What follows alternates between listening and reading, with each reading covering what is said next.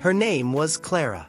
To the world, she was the strong mother of two, the woman who somehow held everything together. To the parents at the school gate, she was that reliable mom. To her co-workers, she was quiet, polite Clara. And to her neighbors, she was the woman who smiled and nodded no matter what. But behind closed doors, her life was slipping through her fingers like sand. Every morning, Clara woke before the sun. Not because she was rested, but because her thoughts never let her rest. While the world slept, she stood in the kitchen, staring blankly at the kettle as it hissed. The silence of dawn was heavy, filled not with peace but with the sound of her own thoughts. You're failing. You're not enough. They'll all see it soon. Her children, ages 8 and 10, would shuffle into the room, rubbing their sleepy eyes.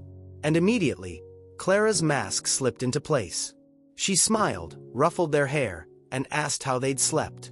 To them, she was mom, warm, dependable, and always there. But as soon as they left for school, that smile would fall. Clara worked in a local office, a job she had once been grateful for, but now dreaded. It wasn't the work itself that drained her. It was the people, the environment. The office was a battlefield dressed as professionalism. Her boss nitpicked everything. If she submitted a report 5 minutes late, he'd call her careless. If she asked a clarifying question, he'd sigh loudly, making sure everyone noticed. Colleagues whispered about her in corners, mocking her quietness. She learned quickly that the safest strategy was silence. So, she smiled. She nodded. She endured. But each insult, each sigh, each whispered remark became an invisible wound. Home wasn't much better. In her neighborhood, people saw her quietness as vulnerability. They borrowed money they never returned. They dropped off their kids with her unannounced, expecting her to help out. They spread rumors when she finally said no.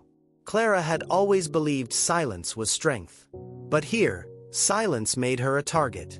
At night, she lay awake replaying everything in her mind. The mistakes at work, the excuses she gave her boss, the fatigue that made even cooking dinner a mountain. She would stare at the ceiling while the clock ticked past midnight, whispering to herself, "Why can't I just get it together? Why can't I be enough?" Her children still saw her smile. Her co-workers still saw her mask. Her neighbors still thought she was fine. But Clara was breaking.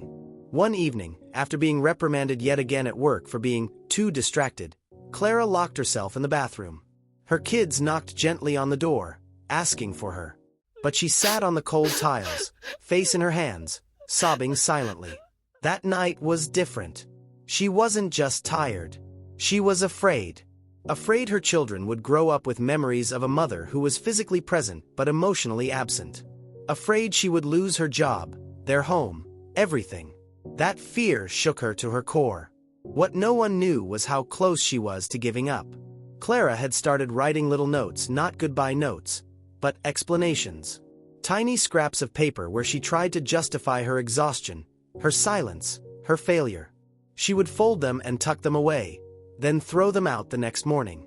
It was as though part of her was preparing to disappear, while another part desperately fought to hold on. The turning point came one Saturday morning. Her daughter, only 8 years old, looked at her and asked softly, "Mom, why don't you laugh anymore?" That single question cut deeper than any insult ever could. Because in that moment, Clara realized her silence was not protecting her children. It was hurting them. The next week, Clara did something terrifying. She sat with her kids at dinner and said, in the simplest words, "Mommy is not okay right now." She expected confusion, fear, maybe even disappointment. But what she saw was understanding. Her children didn't need the details, they just needed the truth. The second step was harder. She made an appointment with her doctor. When the word depression left the doctor's lips, it felt heavy, terrifying, but also relieving. Finally, there was a name. Finally, she understood she wasn't just weak, or lazy, or broken. She was struggling with something real. Something that required care, not shame. Healing didn't happen overnight. Clara started therapy sessions. She began journaling late at night instead of drowning in silence. She practiced saying no without apology. She cut ties with neighbors who drained her energy. And most importantly, she reminded herself daily. Strength is not suffering quietly, it is choosing to seek support. Months passed. Some mornings were still hard. Some nights still ended in quiet tears. But Clara had changed. She could see the patterns. She could name the pain. And in naming it, she had begun to disarm it. Clara's story isn't about a magical recovery. It's not a happily ever after. It's the story of a woman who finally understood that silence was never the answer. That asking for help wasn't weakness. That even in her darkest hours, she was still worthy of love, respect, and healing. If you've ever felt like Clara smiling while you're breaking inside, holding it all together while you're falling apart, let her story be your reminder. You are not invisible. You are not alone. Your struggle is real, and so is your strength.